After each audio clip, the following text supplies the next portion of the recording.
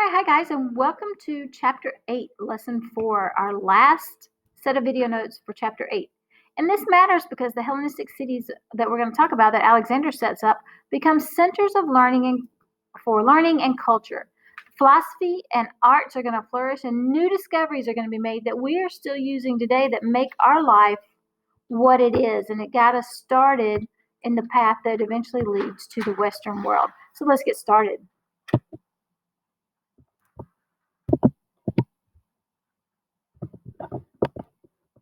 All right, so the Hellenistic arts. So all throughout this time period, we're going to see centers develop during the Hellenistic era. And these cities, like Alexandria in Egypt, and of course we know Alexander named lots of cities after himself, over 70, and they became centers of learning for the arts. They set up libraries in these cities, and there was one library in the city of Alexandria in Egypt that contained more than 50,000 scrolls. There was a fire that destroyed most of them, and that's kind of a sad thing because they were just gone. But also in Alexandria, another cool thing that they had set up there was the Lighthouse of Alexandria. It was more than 450 feet tall. That is extremely tall. And it was set up as a beacon and a lighthouse to guide ships into Egypt for trade purposes to keep them from running ashore and their ships being destroyed, and you could get there safely. But that's not the only thing going on in the Hellenistic era. We have Hellenistic sculptors. And by Hellenistic, we mean Greek-like, and that means that the Greek style is being spread all over Alexander's empire, all the way to India. And these Hellenistic sculptors and painters created their works to reflect a more realistic style, even trying to put emotions such as anger and sadness into their works of art. And so it became a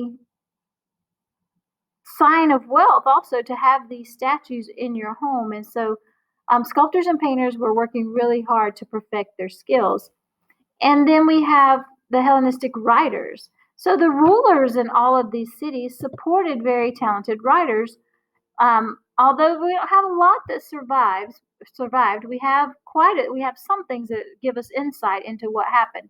Epic poems and comedies were very popular, and they told stories about the common people because that's what people wanted to see, things about their own lives. So then we have Apollonius of Rhodes, and he wrote the epic poem called Jason and the Argonauts, and there have been several movies made about all of his adventures for Jason and the Argonauts and explorers that they had. But the best known playwright of the Hellenistic age was a guy named Menander, and he wrote so many plays, and everybody really liked to go see them because he was really good at that. All right, so they're thinkers, and these are kind of like philosophers, but just a little bit different. And so Epicureanism is a great word developed by a man named Epocrates. And he taught that finding happiness with friends should be your goal in life. So he had this thought, this way of life, that Epicureanism was named after him. And his idea was you should have limited wants and just live very simply. That kind of sounds like some other religions that we've heard before and philosophies and thoughts. Another thought that developed, another way to live your life, was to be a Stoic. And it was developed by Zeno. And he believed that people were guided by their emotions. And people who were guided by their emotions were very unhappy because your emotions could change from time to time and they wouldn't always stay the same. And so you shouldn't live your life by emotions, that you should let logic guide your decisions. And that would be a lot like Mr. Spock. Let's don't use emotions. Let's just do the logical thing and let that be our guide. So there's Mr. Spock. All right, then, so that is the end of what I need to talk about. So then we'll see Miss Tickle in just a minute. Here she comes. Oh, did you do this slide? I did. So I can move on? Okay, so we're going to move on from Epicureanism and Stoicism. Okay, bye. Let's do scientists. Okay, so we all know I'm not going to pronounce the names right, so just cut me some slack, okay? The first one, Archimedes. Did I say it right? Archimedes. Jeez. Okay, Miss Tickle. Archimedes explained physics, the lever and the pulley. If you think about it, our modern day elevator shafts use a pulley system. So that all began with Archimedes. Got it right. Okay, I can't even get the next one. I'm calling him back up. Aristotle. There you go. Okay, so the earth revolves around the sun. Then we have, we're just going to massage his back. Eratosthenes. That sounds good. Oh, yay.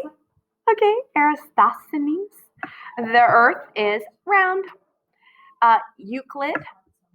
Euclid wrote a book about geometry. So here in Greece, we have people working on geometry too. Epocrates.